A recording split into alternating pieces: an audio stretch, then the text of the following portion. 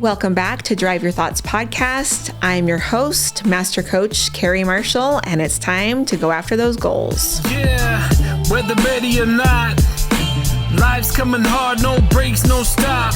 And if you put me on the spot, don't get it twisted, I never drop. If you feel a bit out of control and out the box, here's a way that you could drive your thoughts. Turn this podcast on, it's a lock. Carrie Marshall on the clock. What's up, guys? It's Carrie Marshall here with Drive Your Thoughts Coaching. And today we're going to talk about why knowing why you're doing your goal is so important. So often we set goals, but we don't know why we're setting them. So think about the last goal that you set. Maybe it was something around your health, or maybe it was wanting to make more money. So often what we do is we set a goal, but then there's no why behind the goal. So one of my clients just came to me and he said, I really want to sell my business. And I said, why? And he just stopped for a minute and looked at me and he goes, it's time, I guess. And I said, you guess? What does that mean? And he goes, I've talked to so many different people about this. And anytime I talk about selling my business, they all jump in with their opinions. Oh, what a great idea. Oh, you should do this. And he said, nobody has stopped and asked me why I want to sell my business. So I want you to think right now about a goal that you've set in your life. Like I said, maybe it's a health goal, maybe it's a money goal, whatever it is, why are you wanting to go after that goal? So that's what we're going to talk about today, is the why behind the goal. So let's go back to my client. We sat down and we were talking about why do you want to sell his business? Well, a couple of things came up for him that he didn't even realize he was thinking about. Number one, he was pretty stressed out. He was feeling like he did way too much for this business. It was impacting his family. He just saw that there was this big thing that was happening in his personal life that was happening because of the business. So he wanted to dump the business. Number two, he felt like he had done everything that he could in the business. He felt like the business was growing bigger than him and he didn't want to fail. He said, I want to kind of go out on a big note instead of a failing note. And he said, the business is getting bigger than me. So when we talked about his goal of selling the business, we started to see that he was actually selling the business based on fear. It wasn't coming from a place of abundance. It wasn't coming from a place of accomplishment. It was actually coming because he was worried about losing his family and he was worried about failing. Can you imagine setting a goal based on fear? But we do this all the time. Let's be honest. How many times do we set a health goal based on a fear? You know, one of my other clients came to me and said, it's time for me to lose weight. And I said, great, why? And he said, because I'm so worried that it's going to get me in the hospital or this or this or this. He was basing his goal on fear. So is that the wrong way to do it? Not particularly, but it's not the best way to set a goal, right? We want to really look at why we're setting goals. So let's go back to my client who is selling his business. You know, as we coach, often what we're coaching on is not the things that you usually talk to your friends about. We're usually talking about those intimate thoughts that only you know. So when we're coaching, you get to kind of have somebody else be witness to those thoughts that only you see. So I was sitting there with my client and I said, what else are you thinking? And he said, I'm thinking on that I'm going to get a divorce over this business. Like, my wife can't do this anymore. My kids hate me. He was telling me that he just scheduled a vacation for his entire family and he decided not to go. And I said, why? What is that? And he said, they don't want me there.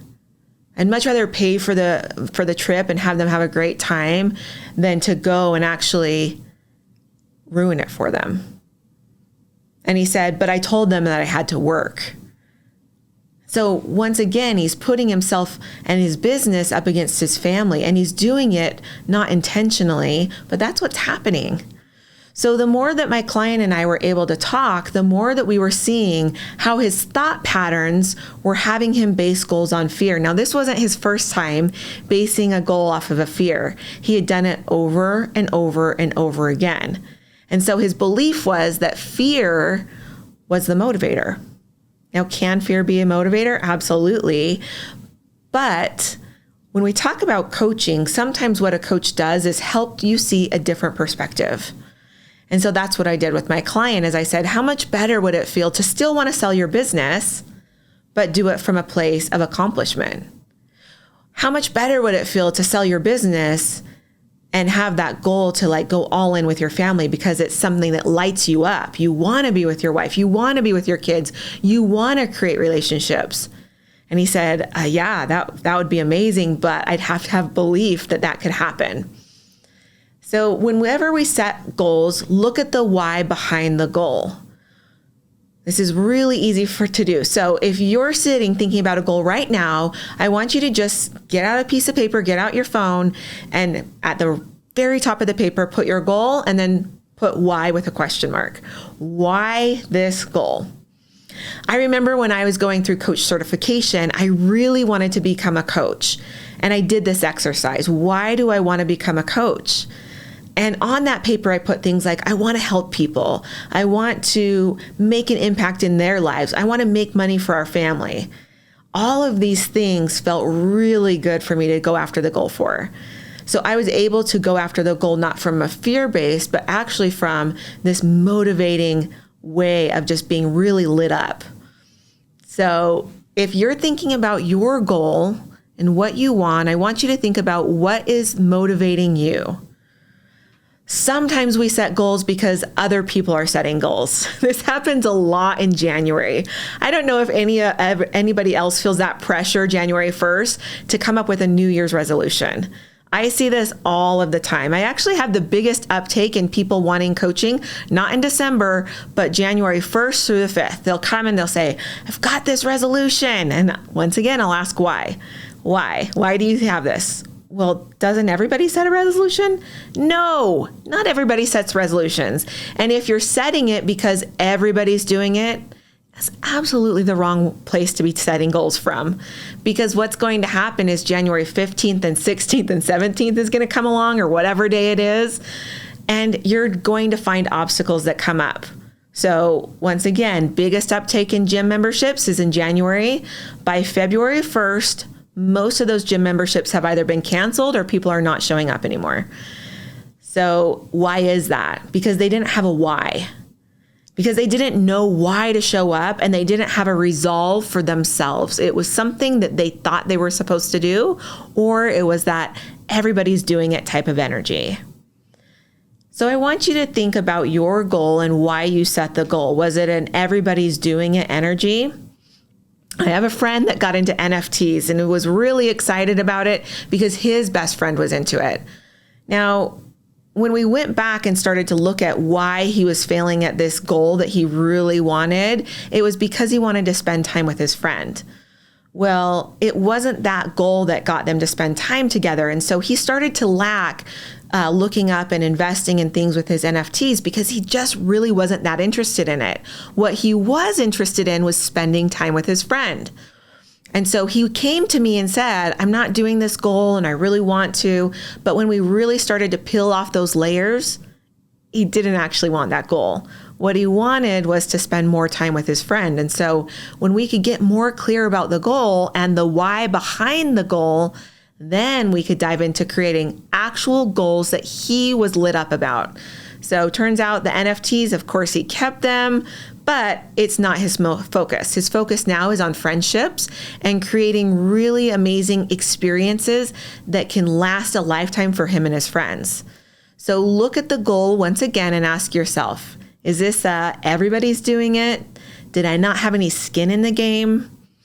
I remember setting a goal a long time ago that felt just like it was something that most women are supposed to do. I'm supposed to want to be a good mom, want to be a good wife, want to do all of these things, want to have my kids look a certain way. Well, every single day I would wake up and I would feel like I was failing because this goal of having this perfect family unit wasn't working out. It wasn't my personality. I actually didn't like to get my kids dressed in the best things. I have all girls. So of course I was looking around and it was like bows and all of the trinkets and little tiny bracelets for my baby. Turns out I hated that stuff. But when I was looking around at all of my friends and all of their amazingly accessorized kids, I started to feel bad. And like that was supposed to be my goal, was to like up level ourselves as a family. But it turns out that that wasn't it at all. What I really wanted was to create experiences for our family. I wanted to have a messy house where my kids could learn how to paint when they were 2. I wanted to teach my kids how to cook when they were 4, which meant that my house was messy a lot of the time. We had to like learn how to wear t-shirts that we could go and hike, swim, bake, all of those things in, and it didn't include accessories necessarily. When I let go of that goal that my kids needed to look like other people's kids, it changed the dynamic of our family. It now became something that was fun for me to show up at. I knew that it was about experiences. It wasn't about the look. It was about experiences. I'm not great at taking pictures of our family and our experiences. When we went to Hawaii, I remember looking back on the plane at my phone, and my daughter said, I want to look at all of your photos. She loves photography, luckily, because she said in a horrendous way, Mom, you only have 5 pictures from our 10-day vacation. So once again, photography is not my goal. My goal was to create experiences and be present with my family. So when we know the why behind there, then we can get really specific. And if we start to do goals because they're our goals and not other people's goals, we start to show up and create a life that we love to live. My husband is a big dreamer. He loves to come up with these crazy ideas. And the other thing that I want to notice and I want to point out for everybody is that your goals should be personal. If you're looking for validation from other people about your goals, it's never going to come. And you're going to find yourself living a life that you don't actually want to live. So let me go back to my husband and his big goals. I realized from a very, very early age, or when we were dating, from our very early stages of our dating, that I was dating a dreamer. And I didn't ever want to be a wet blanket. You know, we all know what that is. That person that says, you know, their spouse or their partner says, oh, I want to do this. And ultimately we come back and say, oh, well, this isn't going to work because of this, this, and this. I knew for our relationship to work that I couldn't be that person. So I decided that whatever he said, I was going to go all in on his dreams. Now, he told me this. He said one day, he came up and he said, I want to do this thing. Now, I don't know if anybody's heard of this before, but he said, I want to have a party cow. I'd never heard of it before. And I said, what is a party cow? And he's like, it's where you raise this cow and then you go and slaughter it. And then all of the meat you use for a party. And I was like, wow, I don't know how this ever makes sense. But I was like, great, babe. You want a party cow? You should go and do it. And he stopped and he said, just so you know, I would have done it anyways. He's like, I love that you support me, but I love my dreams for myself more than anything else. So I want to stop and ask you, do you love your dreams for yourself more than anybody else? Or are you trying to create goals and dreams around other people and making them happy? You're never going to be satisfied with your own life if you're living for other people. And this happens with our family. It happens with our friends. It happens with people online that you don't even know. We start to live our lives for other people to the point where we don't get party cows, to the point that we don't live in the moment for things that make sense for us. So to go back, he got this cow. He had a great time, found a place to put it. We do not live in a farm area. But he found a friend that had some land. He got his party cow. And my husband just has the most fun being himself and going after his dreams. Because number one, he knows why he's doing it. Number two, he's not looking for validation from anywhere else. And number three, he's really good at taking actions towards those goals and understanding that sometimes the action that he thinks is going to get him there is going to be very different than the actual action that you need to take to make those goals come to life. So let's talk about our goals. Often when we set a goal, we come up with an actionable item list of what we need to make this happen. And what I want to offer for everybody that's listening is that it's going to happen differently than that list looks. Now, sometimes those differences look very big and sometimes they look really, really small, but that list is just a jumping off point for you. It's just an actionable item list for you to get going so you create momentum around the goal that you're going after. So, the party cow is a funny example, but it's so great because really, when my husband started to talk about this and he'd tell people about it and he'd invite people to the party cow party, it was interesting that all of a sudden he put out all of this energy towards getting the cow. And I said, how do you get a cow? He's like, I think you can go to an auction and get it. Well, turns out that the pandemic hit and all these slaughterhouses were closed. So people started actually giving away cows. Crazy enough, Curtis saw this, my husband, and he's like, they're giving away cows. You don't even have to buy it. So he got 2 cows. And from there, once again, he just started to put it out there. I'm like, what are you going to do with these cows? His actionable item said, go to an auction, do this, do that. Well, it just helped him to start thinking about how he was supposed to do it. It happened very differently than what he expected. And that's one of the keys to your goals. Sometimes things are going to happen a little bit different than you expected. So keep your eyes open. You have to be willing to pivot in your goal when the time is right. We also have always wanted a Hummer, both of us, since the time that we were little. I remember the first time I saw an H1 Hummer. It was in the 90s and it was going down the road and it made me turn my head all the way around. I had never seen a car like that before. And I turned to my brother and I said, "What was that?" And he said, "It's a Hummer." And I said, "That was like a tank on wheels. That was awesome." It was so incredible to me, and I've always wanted one of those cars. And I wanted it because it was cool. Now, as I grew up, I never really got that Hummer, but I'd find myself always interested in it. Well, recently, my husband and I were talking about goals and dreams that we had as kids that we were never fulfilled. And if you've never done this with your spouse or partner, I highly encourage it. It is such a fun conversation to have. But I said to my husband, "Oh, you'll never guess what type of car I wanted when I was a kid." And he goes, "Oh, I can't wait to tell you mine." And I said, "Mine was an H1 Hummer." You should have seen his face. He lit up and said, "Mine was an H1 Hummer too."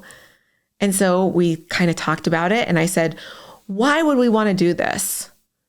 And he said the best answer ever. He said, "I think that we should get an H1 Hummer to show our kid selves what badasses we are as adults."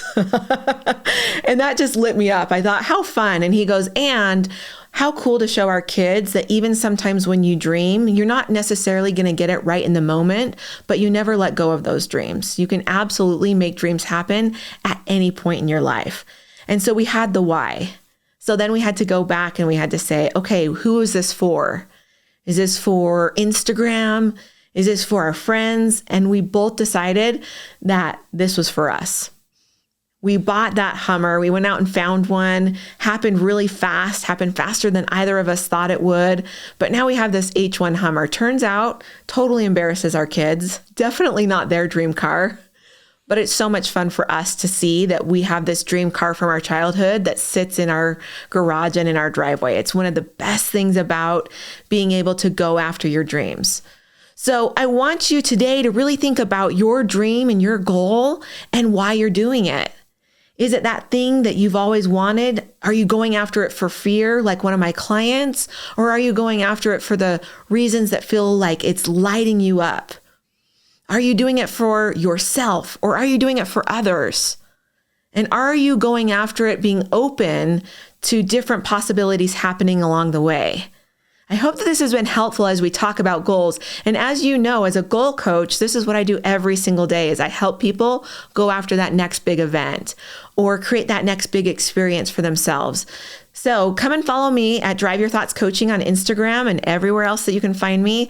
And we're going to dive really into goals and how to set them and how to make them your next big thing in your life. Thanks for listening to this podcast episode. If you're ready to get in the driver's seat of your own life, you can come and follow me at Drive Your Thoughts Coaching on Instagram or come and see more ways to work with me at driveyourthoughts.com. Yeah, whether ready or not, life's coming hard, no breaks, no stop. And if you put me on the spot, don't get it twisted, I never drop. If you feel a bit out of control and out the box, here's a way that you could drive your thoughts. Turn this podcast on, it's a lock. Carrie Marshall on the clock.